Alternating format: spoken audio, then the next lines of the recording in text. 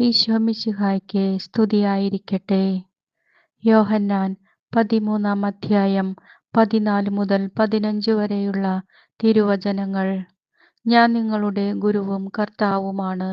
നിങ്ങളുടെ ഗുരുവും കർത്താവുമായ ഞാൻ നിങ്ങളുടെ പാദങ്ങൾ കഴുകിയെങ്കിൽ നിങ്ങളും പരസ്പരം പാദങ്ങൾ കഴുകണം.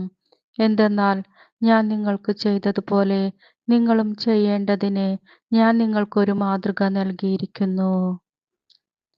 തന്നെ തന്നെ ഈ മണ്ണോളം താഴ്ത്തി ശിഷ്യരുടെ കാലുകൾ കഴുകിയതിൻ്റെയും എന്നും കൂടെ വസിക്കുവാൻ പരിശുദ്ധ കുർബാന സ്ഥാപിച്ചതിൻ്റെയും പരസ്പരം സ്നേഹിക്കുവിൻ എന്നരുൾ ചെയ്ത് സ്നേഹത്തിൻ്റെ നവ്യമായ ഒരു കൽപ്പന നൽകിയതിൻ്റെയും തൻ്റെ ദൗത്യം ഈ ഭൂമിയിൽ എന്നും തുടരുവാൻ പൗരോഹിത്യം സ്ഥാപിച്ചതിൻ്റെയും അനുസ്മരണയാണ് പെസഹ.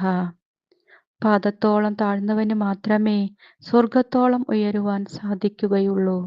സ്നേഹത്തിൻ്റെ അപ്പമായി മാറിയ യേശുവിനെ ഹൃദയത്തിൽ നമുക്ക് സ്വീകരിക്കാം. ക്രിസ്തുവിൻ്റെ പെസഹ ആചരണത്തിൻ്റെ എല്ലാവിധ മംഗളങ്ങളും അനുഗ്രഹങ്ങളും എല്ലാവർക്കും ഉണ്ടാകട്ടെ. ആമേൻ. യേശുവേ നന്ദി, യേശുവേ സ്തുതി, യേശുവേ ആരാധന.